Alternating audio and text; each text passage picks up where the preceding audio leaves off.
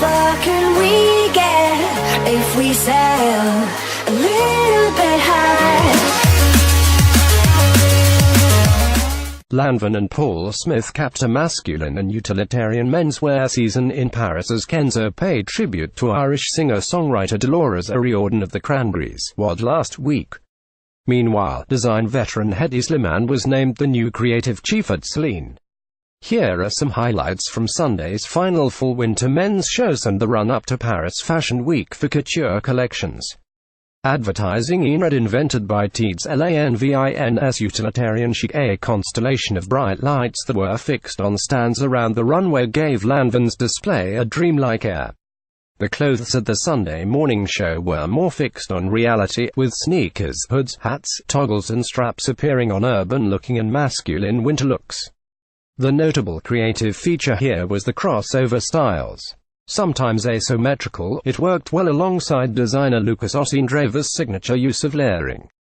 A long coat with square pockets featured a flat crossover lapel, alongside a partly unzipped and oversized sleeveless coat in beige that hung wonkily and possessed a carefree quality.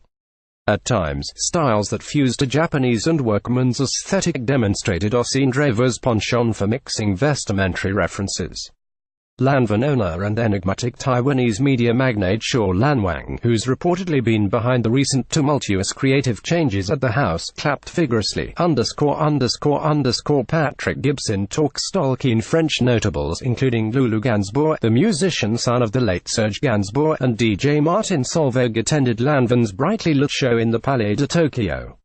Actor Patrick Gibson of the OA and the Tudors fame was among the speckling of international faces.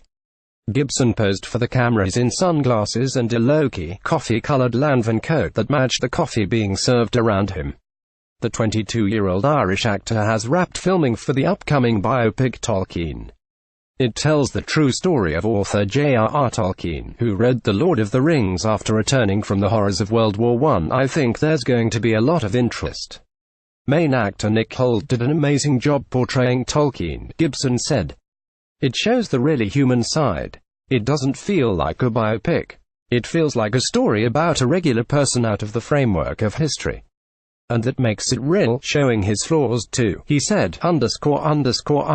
Former Saint Laurent designer Slimane named it Celine. Veteran fashion designer Hedi Slimane has been named the new creative director of the edgy Paris brand Celine.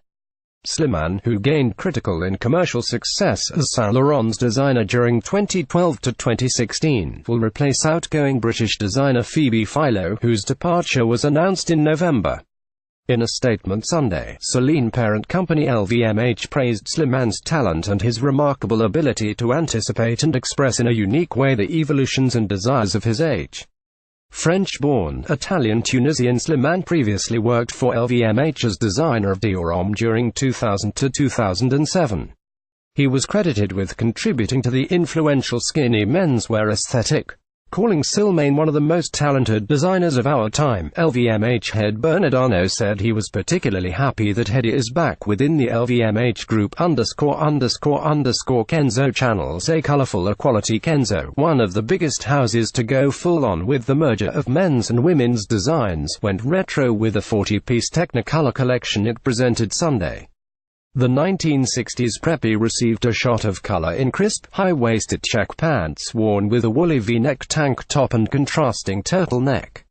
The leopard print that appeared on flat-fronted jackets added a quirk. The looks were defined by some serious color blocking, which spawned beautiful statement shoes in leather and snake and a navy blue. Hooded sweater with a bateau neck and floral motifs. The flower, a common theme in the Kenzo universe, cross-pollinated into the 46 women's styles. The strongest designs were a series of vibrant, multicolored floral gowns. The figure-hugging fabric was ruched down the body along a horizontal hem to make it look like the wearer was ready to burst out. For the confetti-fueled finale, the Cranberries' anthem Dreams blasted out in homage to Dolores O'Riordan, whose lyrics and vocals defined the band. The singer-songwriter in London on January 15 at age 46. Paul Smith's 80s. It was the dramatic styles of the 1980s that were in vogue at Paul Smith's fall show. The British designer stuck closely to suit and coat-heavy looks for his smart collection that referenced the broad and angular shoulders ubiquitous during the dressy era. Asymmetrical paneling on outerwear, such as a half-tartan, half-plain tailored coat, was the recurrent style and mirrored the days of the New Romantics. Large architectural lapels or turned-up collars on long oversized coats also had the exuberant flourish of that decade's heady fashions. The sober and beautiful color palette of myriad blues, navy, cetacean, cerulean, blueberry, turquoise, as well as purple and vermilion ensured the collection stayed tasteful. Agnes B is saleable, risk-free. Agnes B's perfectly saleable designs were dapper, but the collection ultimately played it safe. For fall-winter, the French designer's best styles riffed on the retro suits of the 1960s. Fitted grey and grey-blue woolen suits flared slightly at the jacket hem and were accessorized with a trilby hat.